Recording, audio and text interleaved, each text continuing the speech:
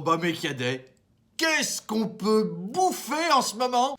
Et qu'est-ce qu'on picole? Même en 3e année de BTS Gérard Depardieu, tu picoles pas autant, hein. Je bois tellement, j'utilise même plus de gel hydroalcoolique, je me crache directement dans les mains. Eh, c'est quoi le premier truc qu'on a fait en France dès l'annonce du confinement? Les Chinois, ils ont profité de leurs enfants. Voilà, ils pouvaient, hein, l'usine du petit était fermée. Les Italiens, ils sont allés chanter au balcon. En France, la priorité nationale, ça a été de trouver un moyen de prendre l'apéro sur Internet.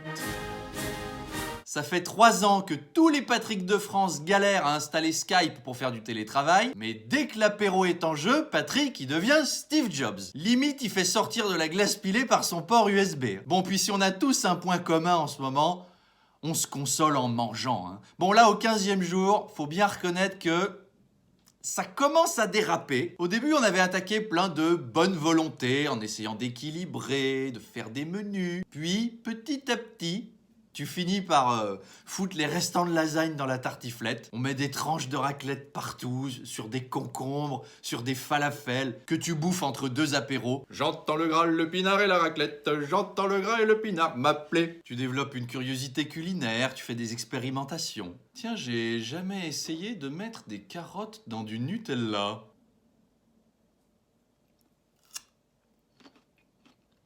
Bon, bah c'est pas bon.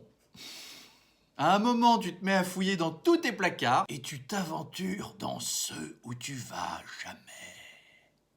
Tu sais, ce duo, tout au fond. Là, tu fais de l'archéologie des placards. Tu deviens Indiana Jones. Et là, tu découvres des ingrédients. Ils ont connu Jésus.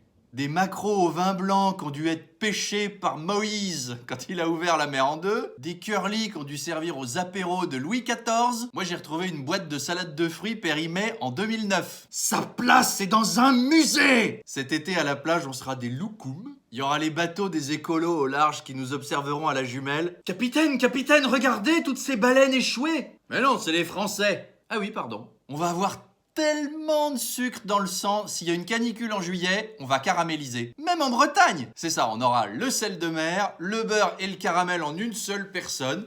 Il n'y aura plus qu'à nous rouler directement dans des crêpes. Des crêpes de nous! Cet été, on fera des barbeclettes. Tu mets les poêlons sur le barbecue. En plus, le seul loisir qu'on a à part bouffer, c'est racheter à bouffer. C'est le seul truc qu'on a le droit de faire. C'est les courses. Et les courses, c'est devenu un épisode des experts, avec des gants, des masques, on dirait un congrès de médecins légistes au rayon surgelé. On examine les œufs comme s'il y avait de l'anthrax dessus, ou comme si les pommes de terre étaient faites en plutonium. C'est Monop unité spéciale.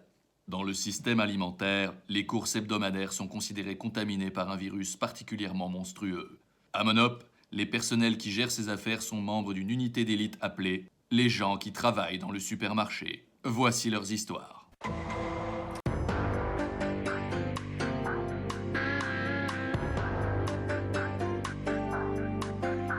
Bon, c'est pas la grosse fête en ce moment, mais il faut trouver le bonheur là où il est, sinon on va devenir dingue. Heureusement, on sait pourquoi on est enfermé et on sait pourquoi c'est important. Alors faites-vous plaisir, sans culpabiliser. À votre santé à tous, prenez soin de vous.